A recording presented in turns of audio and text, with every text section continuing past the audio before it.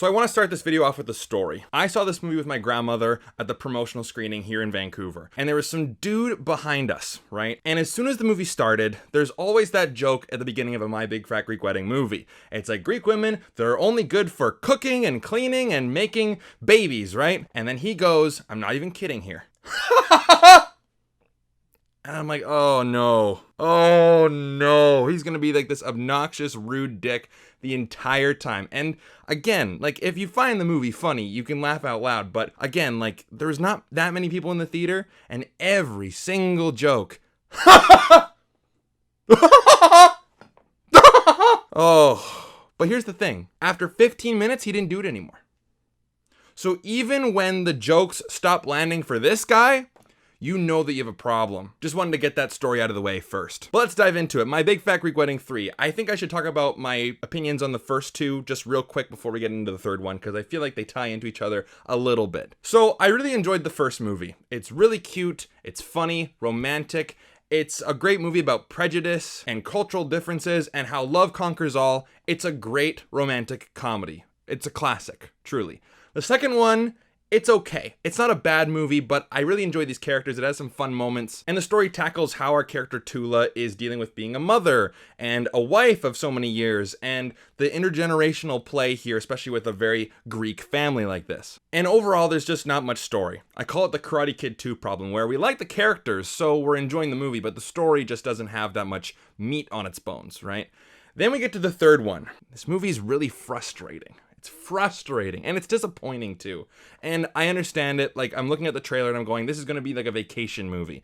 We want to see these characters that we really enjoy, go on vacation, have some fun, have some laughs. Maybe it'll be light on story, light on conflict or plot. Fine. I want to see some nice scenery, and this movie does deliver on the scenery. This is a great Greece travel commercial. I do want to go. And I know that there's not many good vacation movies out there, but let's see how this goes.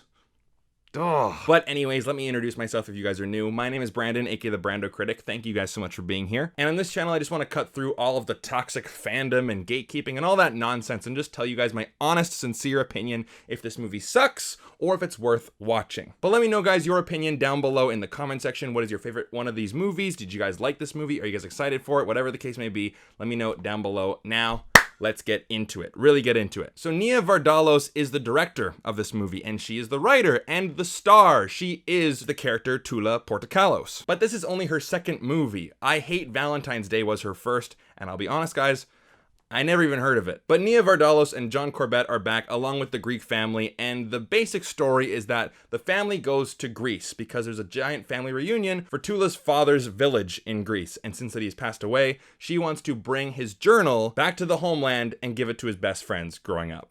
That's like the inciting incident, if you will. So what are my thoughts on this movie? Well, I kind of hinted to them before. It's frustrating. This movie is extremely frustrating because I honestly wanted to like it.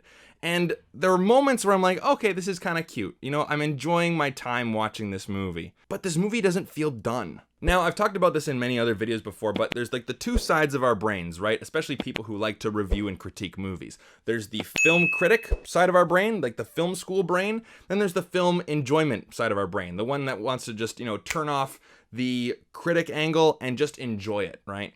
And for the most part, this side of my brain can take over if I see a little bit of nitpicking here and there. I'm like, you know what? It's fine. The movie is enjoyable. That's what really matters.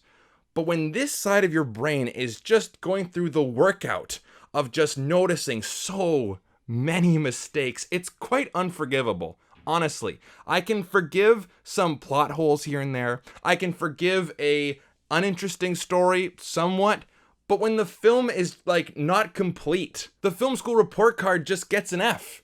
Like you can't go forward from there. Now, when I was watching the movie, I did not know that Nia Vardalos was actually the director of this movie, and it shows. Like, here's a list right here, okay? The camera angles, many of them were off center. Some of them were out of focus and grainy. There's a scene where her brother and this other Greek guy in the village are talking near this tree about how this tree was really important to their father. And I'm like, guys, it's so out of focus. The graininess is terrible. The ADR does not match up whatsoever. Some of the shots are not well lit. Now, I know that most of them are pretty well lit because it takes place in Greece and it's a sunny day, yada, yada, yada. But some of them, I'm like, guys, I can do a better job than this. And I was not a very good cinematography student when I was in film school. Like, not at all. But I mean, even I noticed this stuff. Very odd camera angle choices, and the editing.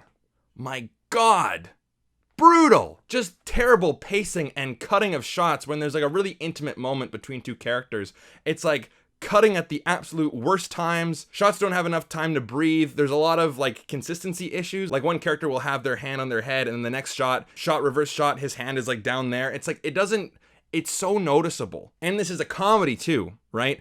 Comedy is a lot about the writing, but it also is about the timing of the actors and the editing. Now, there was one shot, or a couple of shots, I should say, where the ants are fishing and they're gossiping about something that's happening in the village, and it's cutting between them and the village.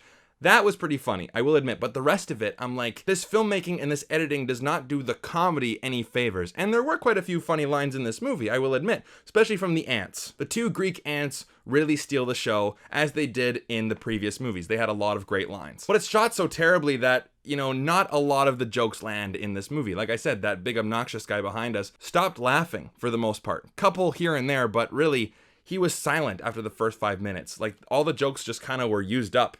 And then the editing takes place, and then it's like, okay, there's nothing here anymore. But here's the big problem with this movie, okay? Yeah, it's not done. So it gets an F on the film score report card. It's incomplete. But the story.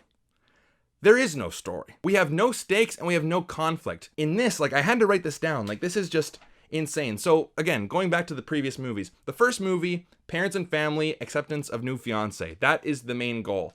Will our family accept my new fiancé because he's not Greek? That's the story. Simple. Great. Second movie, a little bit more complicated. Will Tula get out of the rut of marriage? And she's dealing with the teenager leaving the nest. Of course, she wants to be the overbearing mother. She wants to love her daughter so much, but the daughter doesn't want anything to do with her, especially with the Greekness of the family, right? Like that overbearingness. She wants to have her own space, her own privacy. And of course, the grandparents, Tula's parents, are getting remarried. So there's a bit more in that movie, and you're starting to lose that focus. But the third movie, I had to write them down because there's just so much in this movie, and yet there's nothing in this movie. Like, let's go through it, okay? And again, like, I guess you can consider these like spoilers, but again, like what do you expect? Okay? Anyway, okay. Will people show up to the reunion? That's one question. That's like the conflict of the movie, right? Will Tula find her father's childhood friends? Will Paris, the daughter, get back together with her ex-boyfriend? Will Paris find acceptance for flunking out of college? Will Tula and the family accept the new relatives that they find out that they have actually had the entire time? How will Tula and her brother cope with being the new heads of the family? And will this completely random couple we don't know anything about gain acceptance from the woman's parents because he's not Greek and they want to date?